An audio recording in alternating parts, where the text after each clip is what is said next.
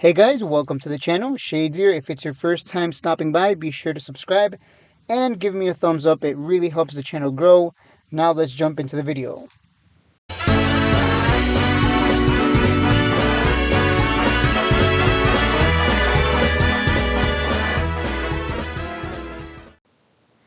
Asns did get a nice move. Looks like every week we're getting a move off of this level here at under 150. I do believe this is a buy under 150. We keep getting these contracts, these catalysts, and we know that more are underway. Just be very careful though. You never want to chase this one because it just gets sold off right away.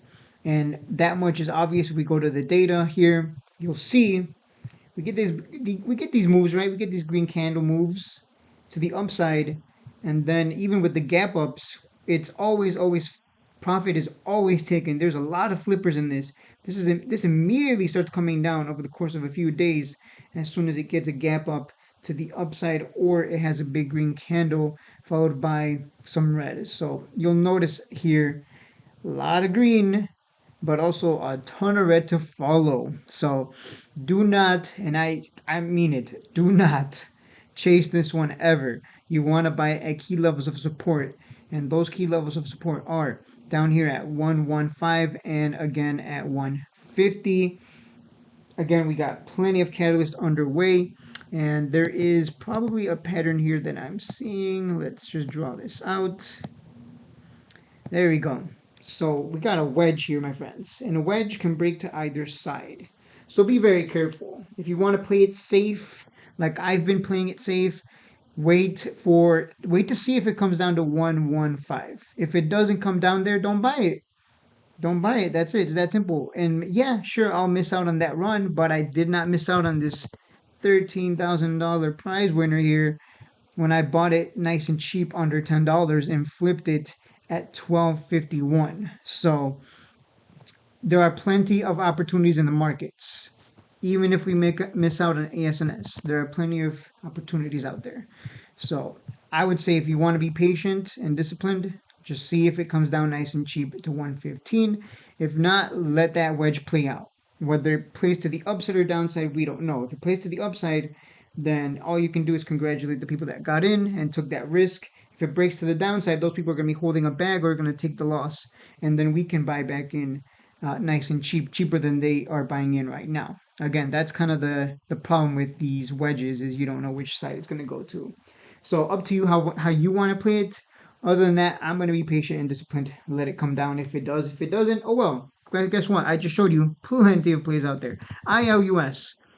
ILUS. I think really you should be accumulating this one down here at 005s. It is holding up very well. This entire month, July, it's been holding here. People keep buying. It looks like it might even create a double bottom. Let me see. Where's my segment line? Let's change this to yellow to make it easier to read. But yeah, that's what I'm seeing here. A double bottom, and then maybe we kind of just consolidate here and just go sideways for until the next catalyst. This company really does. It's funny. You see how ASNS is moving, guys? You guys watching that are the Ilus people, you see how ASNS not only created a higher floor, but because they keep dropping PRs, it's moving higher. Now it's in a wedge, which could break to either side. If it breaks to the upside, oh boy, is it going to create a higher floor? That's how important PRs are. Anyways, without PRs, I would expect this to consolidate here before eventually coming down a little lower. We're not going to see huge drops, but here it went from 1 penny to 007. So if it drops, it'll drop to 004s and 3s. And we'll see where buyers step up next after that if it does not hold here at 005s. But again, this looks like a double bottom. And all it takes is that one PR to send it because the share structure isn't that bad. So that's what I'm seeing here. I'm still bullish on it as a swing trader. I don't know about long term. They don't communicate, so I can't say much. If a company is not communicating the volume, yeah, the volume's been low as expected. Where's the 200? We're way below that, yeah. We're way below the 200 and the 100. AITX, on the other hand, is right at the 200 and 100. So very interesting stark contrast between the two. one that communicates and one that doesn't. The RSI, where it's at, it's been going sideways as well in the 40 range. Yeah, if it's going to come down lower, if it's going to hit the 30s, the low 20s or mid 20s, then it would have to break below 004s in order for the RSI to go under 30 at that point. We'll see what happens, because I know some people like to use the RSI as an indicator of whether it's oversold or not and whether to buy or not. And if we look at the most recent data here, since July, we've only had 5 green days and 6 red days. So we haven't, it's been pretty, everything points to sideways action, really. That, like, the fact that we've had almost equal amounts of green days and red days since July, it all spells sideways action with maybe a little bit of a downside before buyers step in again, because people really are loving 005s. And I really have no idea what's happening. I wish I could say, yes, guys, we got August coming around the corner. We got some big catalyst. But unfortunately, we have no idea what's coming because they don't communicate. Supposedly, we're uplisting Ilus this year. So, hopefully some announcements on that. I don't know. It's like they went dark. They've completely gone dark now. They've only dropped, what, 7 PRs this year? It's gotten worse every year. When they were communicating more, look at even in this downtrend, look at all those run ups. 1, 2, 3, 4, 5, 6, 7, 8, 9, 10. Even here, look at that huge run up there.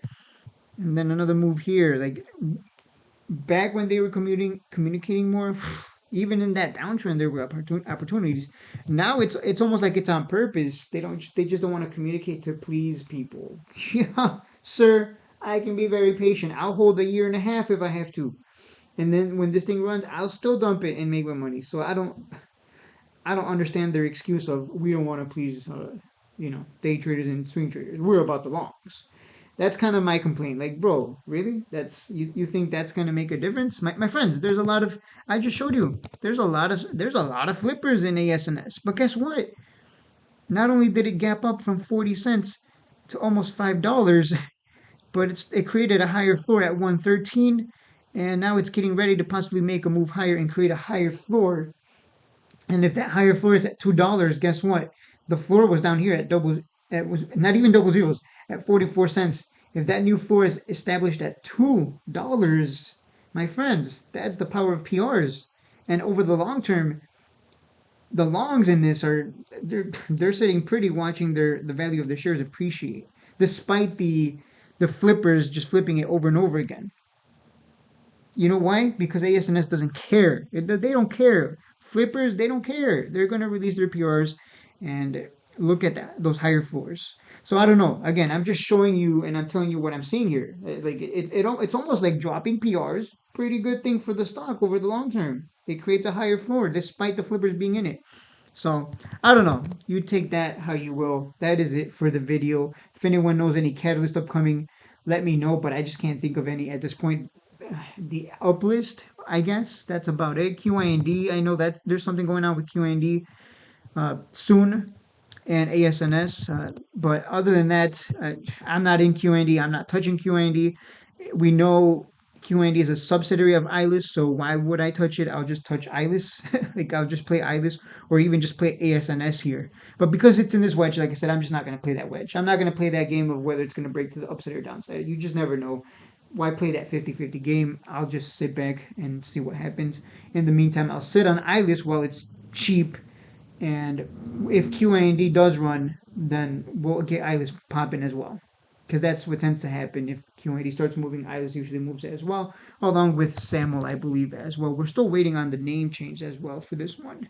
If you followed my alerts, you would have made well over 20%, not just on the previous one, but possibly on the next one as well.